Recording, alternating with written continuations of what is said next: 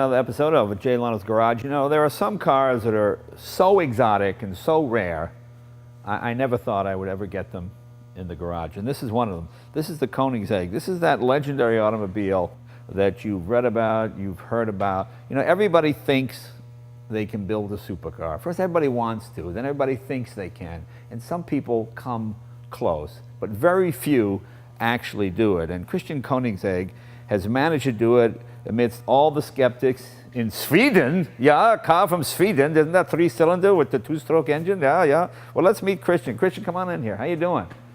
Good. Hey, it's an honor to meet you. I've read about your exploits in all the European magazines and all the American magazines, and it's great to see this car finally here in America. It is a beautiful, hand-built automobile. You know, people always say, oh, what's the need for cars like this? Well, cars like this raise the standard of all other cars.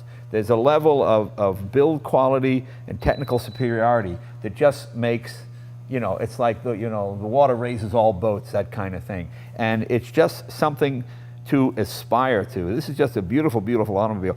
Tell us a little bit about the history of the company. Now, you were quite young when you started it, correct? Yes. Well, you're quite young now. How old are you now? 37. He's 37 years old. All right, thank you. What was I doing when I was 37? Yeah, I was 22 when I started. Okay. But actually I was more like 5 years old, I guess, when I had my dream to build my own car. I saw this Norwegian stop-motion film called Pinchcliffe Grand Prix. Yeah. About a bicycle repairman who built his own race car on a mountaintop in Norway and raced kind of a Le Mans race. And I remember walking out of the theater thinking, that's what I want to do when I grow up. And the fact you've been able to do it is pretty amazing. I remember when you first came on the scene, there was a lot of, what? I mean, the skeptics are what really must annoy you and drive you crazy. Well, I kind of expected it, of course. Yeah. It is a crazy idea, but I want to do it anyway. Well, you know, and the thing is, you know, there are so many charlatans out there. There's so many people that, oh, I'll take an engine from this and I'll take a transmission from that and I'll build a super. They have no idea. And you're an engineer by trade, correct? Yeah, well, I've learned to become one, I guess. Right, okay. So tell us about the car. It's a fully hand-built, of course, fully carbon fiber monocoque, mid-engine. What was one of the ideas we had originally, which we kept for all our car models, is this detachable hardtop. Right. It kind of looks like it wouldn't even fit in the front, but it actually does. That took a lot of engineering to get that in there. And we actually have the largest luggage space of any supercar, so it's kind of practical. And you get two cars in one. It's really a true coupe. You don't get any sign of that you can take the roof off. But when it's off, it's a true kind of a speedster look with two speedster humps. It's very low drag on the car. It started out very minimalistic supercar, and over the years, of course, we added features, aerodynamic features and so on. And this is one of the latest iterations, the Trivita. It's only 3 made. Trivita means 3 whites in Swedish. So we have this proprietary white carbon fiber weave. This is just beautiful. Look at this done. I've never seen this before. So you're only building 3 of these? Of this particular white carbon car. So the club meetings, you don't need a whole lot of room, really. No. Yeah, sure.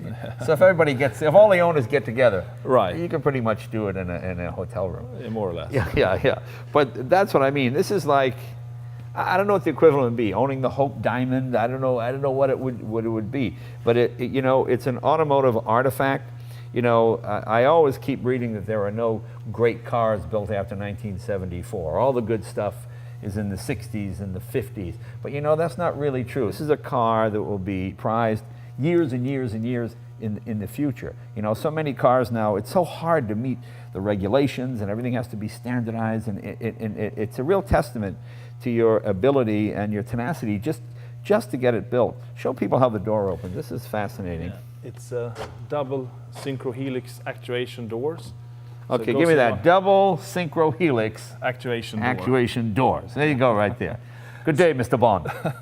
Yeah, so it's actually a practical feature because the door is very wide, because the carbon monocoque is wide. Yeah. And we wanted to have a narrow cockpit area to reduce frontal area for the drag. So if we would have opened this door normally like we did on our first prototype, it would have moved out to here somewhere and you would still have a worse ingress than now. Now it's completely open. Yeah, and that's beautifully done. And I must say, you know, I'm someone who, I take a great deal of pride when I see an American manufacturer build something in America. So I imagine in Sweden, you must be a national hero. I mean, kids must look up to you, because I think of the Saab Sonnet and a few other sporty cars. But for those auto enthusiasts in Sweden, and I know you're a modest guy, but I mean, there must be a great sense of pride that this car is built in their homeland. I think we're getting there. Yeah, yeah. Oh, I think you're there. I think you're there. And I like how you keep saying it's practical. Is that so the guy can explain to the wife, honey, it has more luggage space than any supercar. And look, you can get in and out easily. Get in and out, exactly. You have to do that. But yeah, beautifully done. Just the level of finish and the level of detail here. This is how you open the... Yeah, you just pop that and you pop the rear. And tell us about the engine. Yeah, so it's custom-built aluminium V8, dry sump lubrication, double overhead camshaft. In this iteration, it's 4.8 liter with twin supercharger, complete with exhaust manifold and superchargers. It weighs 198 kilos, whatever that equates to in pounds. I'm not sure. Okay. But it's a light engine, considering in this case it runs on biofuel and has 1,018 horsepower. Okay. And what we're very proud of is that it's completely hand-built, especially for this car, with a bespoke block that we cast in England and machine in Sweden. 1,018 horsepower. Now the Bugatti Veyron is also 1,000 horsepower, quite a bit heavier, correct? Oh yes. Almost twice as much? I would think so, twice the size and twice the weight. Okay, so let's do the math there, okay? It doesn't take a genius. Power to weight ratio. This is 1,000 horsepower. The Bugatti Veyron, at least up to this point, was the fastest car in the world, at almost twice the weight with the same horsepower. So I think, and it's rear-wheel drive. It is rear-wheel drive. I'm not a big, I mean, I like four-wheel drive, but I have to admit I like being able to sort of slide it out a little bit. Tell us about the transmission. Yeah, so in this case it's a transversal semi-automatic paddle shift gearbox with super synchronization, 30 millisecond shift time. Okay. It's developed by us in conjunction with X-Track, specialist in racing gearboxes originally. Again, lightweight, can take 1,100 Newton meters of torque. Very fast. We were considering dual clutch, but with this super synchro system, we get much less weight and similar shifting time. Right. So again, a more minimalistic approach. And incredible bracing here for strength. Look at all of this here, the way this comes. And this all obviously unbolts to take the engine out if you need be. These are cooling ducts here, obviously, for the brakes. Yeah. What are the brakes? And the ceramic brakes, AP Racing calipers, bespoke for the car, 400 millimeter discs in the front, 38 millimeters wide, 380 in the rear, 34 millimeters wide. Racing ABS Bosch system, so very, very, very good brakes, of course. Okay, so you've got an ABS system in it. Yes, we got dual airbags, ABS, traction control, hydraulic lifting system. And the car is legal here in America? It is. Yes. Okay, and the fact you actually had to crash test one of these. We had to do 18 crash tests. Fortunately, we didn't have to crash 18 cars. Right. And again, it's just, it's this level of detail.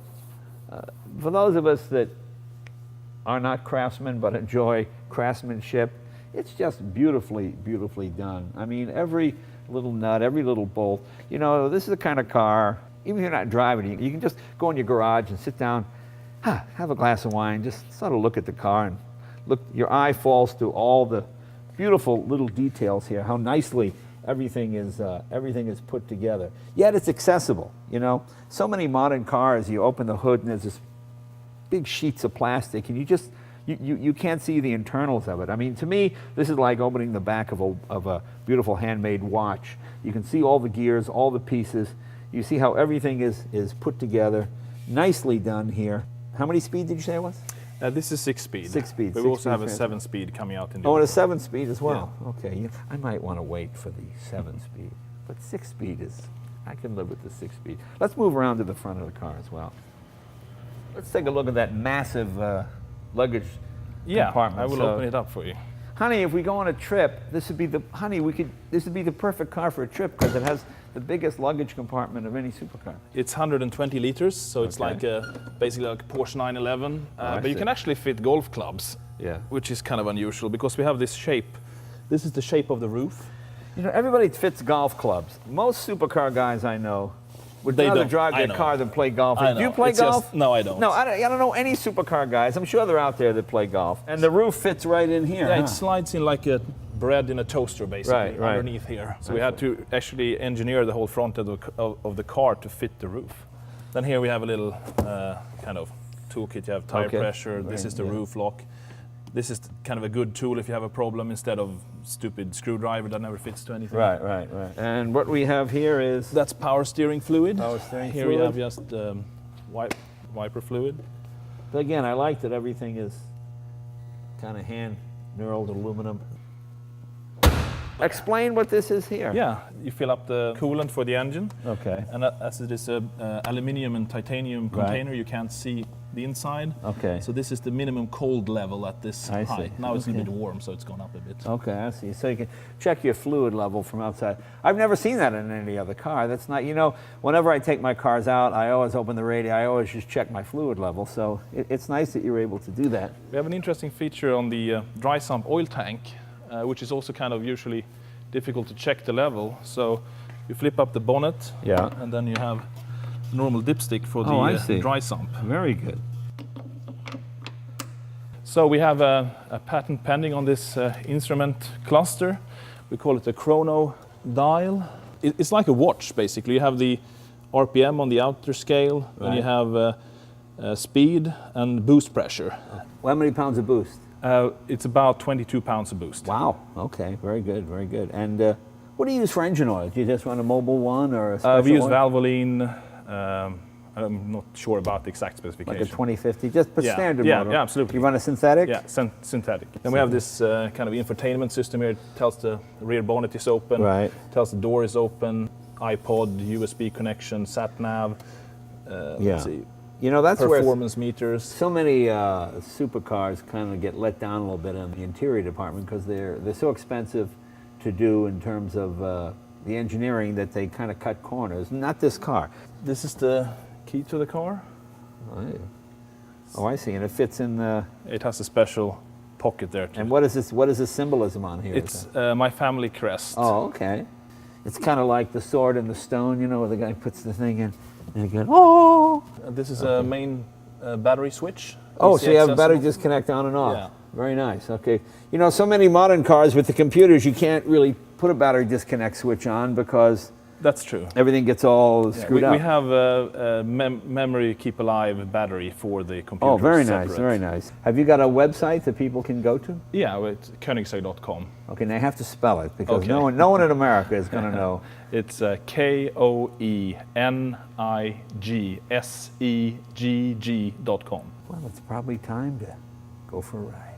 So here you see the Koenigsegg crest here. Right. That's a safety button. Okay. That's ignition, that's starter. They don't work unless you press that first and hold it in simultaneously as you press that. Oh, you one. press these two.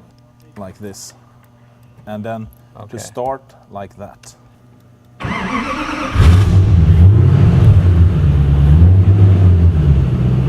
I love the way the door closes. Watch this. Pull that along. See, the cool thing about this, I never got a chance to meet Enzo Ferrari or W.O. Bentley, but to meet the guy whose name is on the car, it's so fascinating to me. And they speak English. I'll lift up the car. You know, why more people don't do this? To me, I've got a Carrera GT. I love the car, but I can't drive it anywhere because they keep ripping the front end off. I mean, I love this lift system. And the fact that this car is so light, even with all these things on it as well, is a testament to its engineering.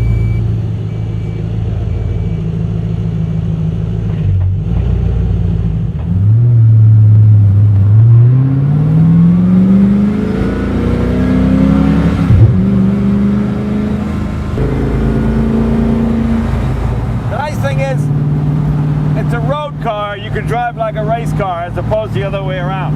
So many race cars, you're on the road and bang, every bump, it just sort of, you can feel it through your back or your tailbone. This thing rides very, very nicely. The power really comes on like 4.5, 5, 6,000, Right. and the rev limit is 7.5. As you can see, other drivers look at it and go, what is that? This is one of those cars you just don't see. You know, that's what makes it cool. I mean, I've read about it. You know, I get all the European magazines and I'd always see it in these exotic locations. So it's great to have one here in Southern California, because this is kind of the car capital of the United States. If you can't meet a girl in this car, I'm sorry. You can't meet any girls. I'm sorry. It's not going to happen. I'm in second gear right now. Let's see. Our gauges are warming up nicely. problem is everybody's driving slower than you.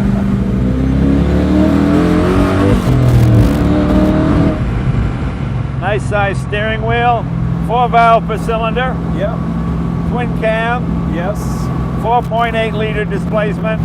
Twin supercharged. We have a patented supercharged technology with a response system, so you don't have any delay or lag. Right. It's like a normally aspirated engine. You hardly hear the supercharger, you know. Right, I don't hear it hardly at all.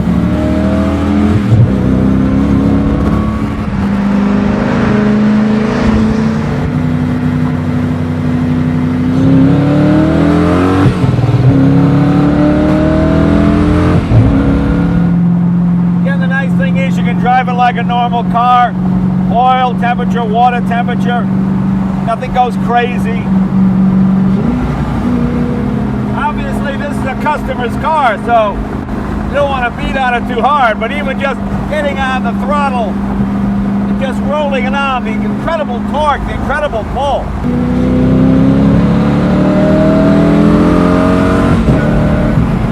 Just imagine, same power as a Bugatti with about half the weight.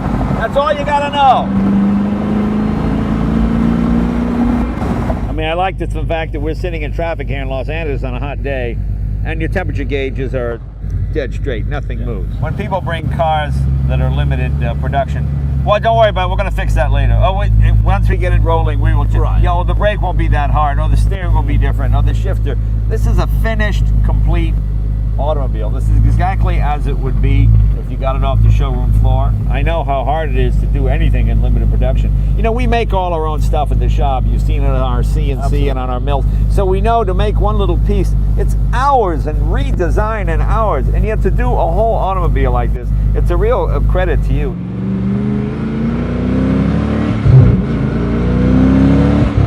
There's just so much more power there than you can use on the street. And you know, you just touch the throttle and you feel it leap.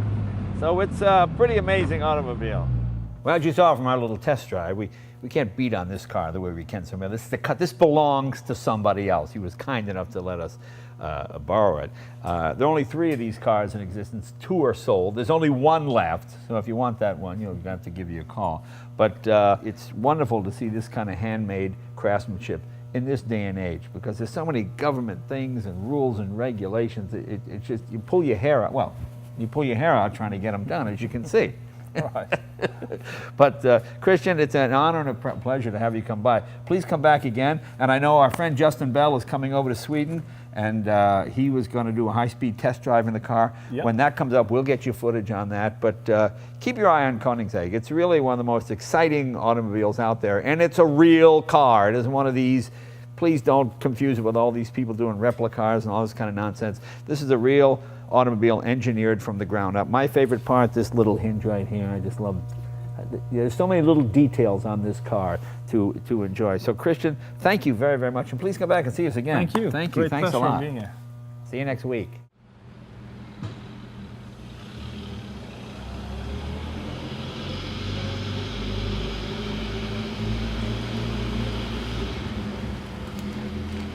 Mm-hmm.